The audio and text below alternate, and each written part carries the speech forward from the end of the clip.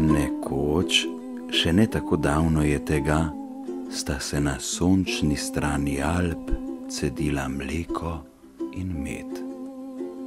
Kako tudi ne, ko pa so marljive kranjske sivke, to se pravi naše pridne avtohtone čebele, letale od cveta do cveta, naše vrle liske pa so, kadar jih je tiščalo mleko, veselo mukale po cvetočih gorskih pašnikih.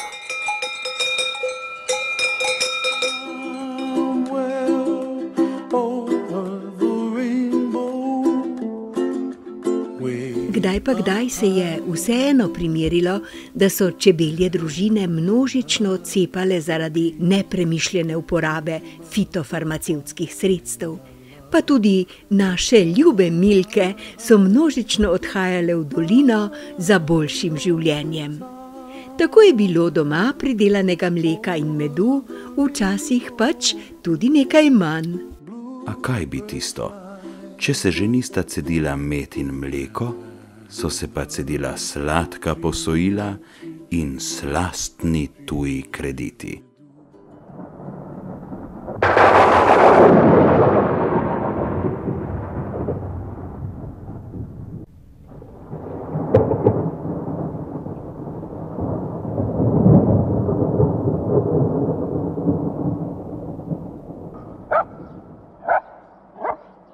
Ampak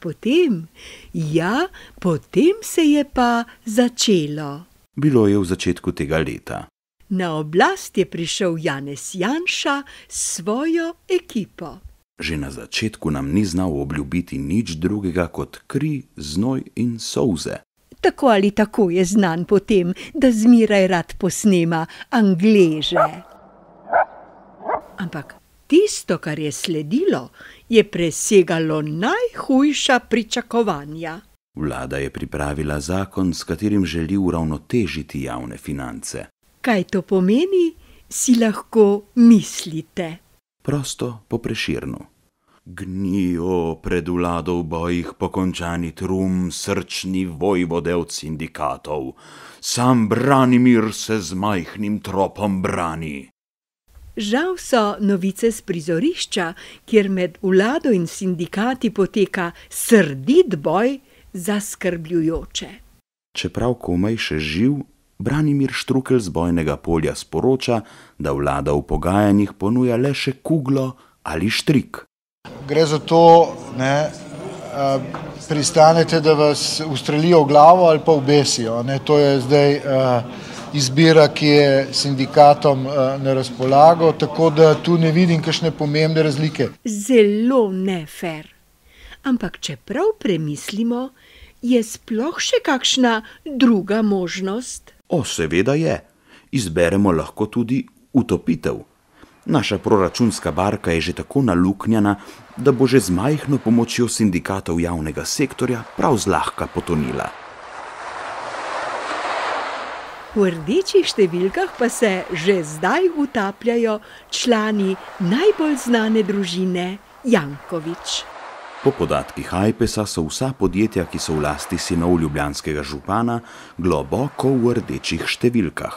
Ker se Ata Zoran rad predstavlja kot izjemno sposoben menedžer, zlobneži že sprašujejo, kako je mogoče, da imajo sinovi predsednika pozitivne Slovenije tako zelo negativne bilance.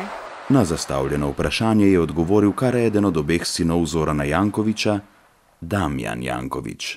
Predsednik Pozitivne Slovenije tudi ni uspel sestaviti vlade, ker mislim, da bi bila učinkovitejša pri reševanju teh gospodarskih težav v tej državi. Ali naj bi to pomenilo, da bi bile bilance manj rdeče, ko bi Ata Zoran uspel sestaviti vlado? Kakor se vzame. Če gre za bilance podjetij družine Janković, bi to utegnilo biti celo res. Vprašanje pa je, kakšne barve bi bila v tem primeru slovenska državna bilanca.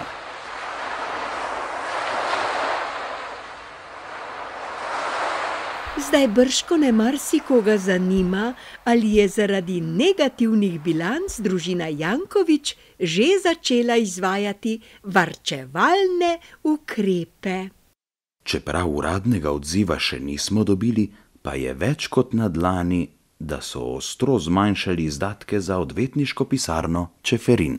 Ko bi ne bilo tako, bi Čeferinovi, verjetno tudi sinčka Damjana, lahko naučili, da bi namesto Predsednik Pozitivne Slovenije tudi ni uspel sestaviti vlade, ker mislim, da bi bila učinkovitejša pri reševanju teh gospodarskih težav v tej državi. Odgovarjal tako lepo kot bratec Jure. Povsem enako kot odvetnik Čeferin. Bo v redu tako? Šuti, samo šuti. Povsem enako kot prejšnji odgovor. Šuti, moj dječače plavi.